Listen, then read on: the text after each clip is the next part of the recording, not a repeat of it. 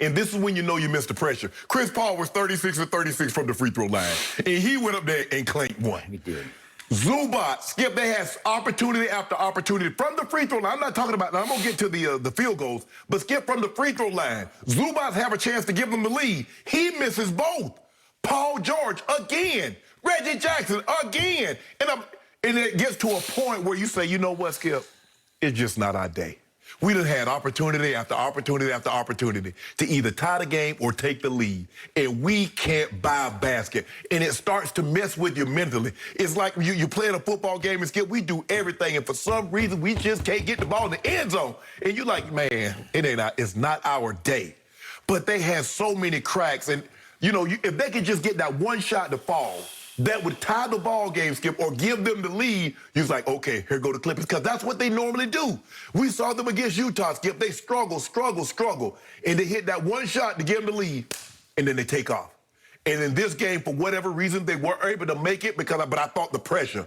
Skip, Paul George, your guy, you keep telling me he's playoff P. Now, this is what he did on Saturday with the game in the balance. They can have either tie the game or take the lead. Yep. This is what playoff P did. Here it is right here. This is his first 6 shots, Skip. Was that close? Unless they got 2 baskets and one on the other side of the one he tried. What is that? What was that? That's a turnover. Look at this. I mean, these not even, Skip, the thing is they're not even close. Look at, here it is again, this playoff P right here. That's the shot that he hit the other night to give him the lead. I saw the game. I saw it. And so I'm saying to myself, Clippers, the Suns are feeling the pressure just like you are. They're giving you every opportunity to win this game. Skip, you can't be at home. You hold a team to 85 points and you lose the game. You can't do that. And you told me this was the best three-point percentage shooting team in all of basketball. I didn't tell you they were. Oh, they were? Yeah. I couldn't tell. So what, 5 of 31? You told me they were historic from the free throw line. You said no team has shot better from the free throw line in a calendar season than this Los Angeles Clipper team. Yep. So 21 of 32, is that good? They look like the Lakers out there shooting free throws. They lost this game. It wasn't what the Suns did. Now, we could talk about, I'll skip all that, where the Suns locked out on defense. A lot of what was happening wasn't because of defense. I think it had to do with nerves. I thought it had to do with the moment because I saw too many misses of shots they had made against the Mavericks, shots they had made against Utah. They were unable to capitalize on Saturday. So I don't think the Suns won. I thought the Clippers lost this ball game. And the guys that you were counting on, PG again, Skip. How's that? What is this shooting from? What did he shoot from the field, Skip? 5 of 20? 5 of 20. Told you the other night, his efficiency is awful. Again, he's taking 11, 12 shots in the first quarter. Nah, that's not good enough. They lost this game. In the moment, even Steve Ballmer, Paul George went to the free throw line and missed that shot. He just ducked his head, just shook his head like rail. And dead president, put his head down. Got it. Okay, unfortunately, it is now my turn. I do not disagree with any point you made. You didn't make them harshly enough. The Los Angeles Clippers are simply the most frustrating team I have ever rooted for in all of my career. All my career, I can't remember anything like this. Game 4 on Saturday night was simply the most excruciating game I have ever witnessed. You can ask my wife, Ernestine, and my little daughter, quote-unquote, Hazel, are Maltese. I was out of my mind because the Suns kept saying, here, you take it. No, you take it. It's your night. You take it. You take it. You take it. You take it. The Suns were choking their brains out just like Paul George was choking his brains out. And just to show you how objective I was, you can check my timeline because right in the middle of that fourth quarter, that misery that I was suffering, I tweeted, I'm sorry, but my man Paul George is choking his guts out right now. What? That's what I said. Just for the record, I said that. If you want to call him Pandemic P today, if you want to ridicule him, if you want to condemn him, if you want to dismiss him forever and ever, be my guest because he deserved it. That was their home game, not Phoenix's home game.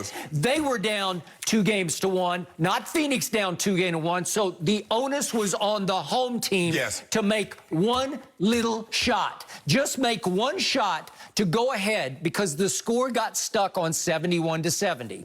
But quickly, let's look back at what had happened.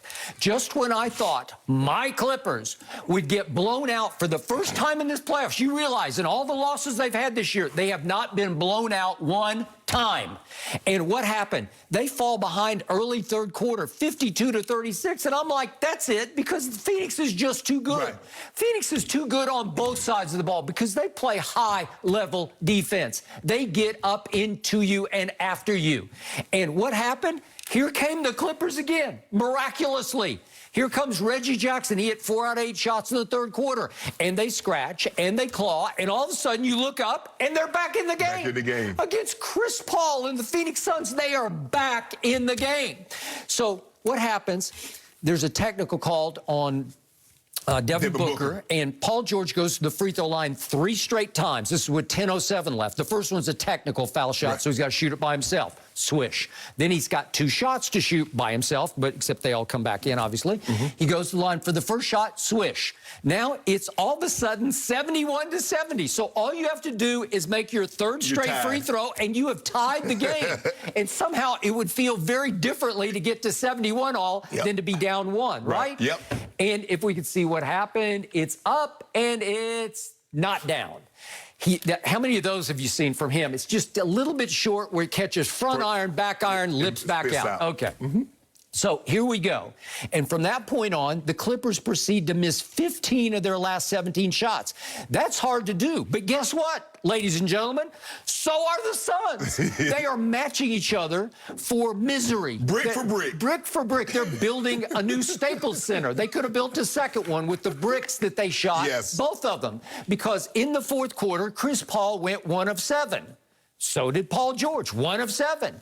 And in the fourth quarter, you look and you say, well, wait a second. Look at the shooting stats for just the fourth quarter alone. They were awful. They're pathetic. But in the end, I can sum this game up. Phoenix was a little less awful than the Clippers were. Okay. That's the bottom line takeaway. Somehow they were a little less awful because you look at Phoenix was 4 of 19 in the fourth quarter. Well, the Clippers were 3 of 19, so it was just like 1 shot better, okay? And that was the summation of the fourth quarter. Okay. It was 1 shot. You make 1 shot. Okay, and the Clippers were 0 of 6 from 3 in the fourth quarter. Well, the Suns managed to go only 0 of 3 from 3. So you got me, right? Right. And in the end, so what happens? They get stuck on 71-70. Neither team can make a shot, and it's just, I'm just going to read these. We don't have to show them, but Batum misses a 3. These are all to go. These are for the lead. Batum misses a 3, then Cameron Payne blocks Terrence Mann, then Paul George misses a 3. Paul George, you showed it, the wild drive. I don't know what he was doing. He just throws it up into the crowd. It has no chance. Then he misses a fadeaway, as you showed, and then Big Zoo, he's got a wide open 18-footer, and he's like, well, nobody else can make a shot. I might as well shoot a little set shot, and he misses that one, unguarded. Yep. And then Reggie Jackson gets into the act, and he misses a 3. That's to go up 2.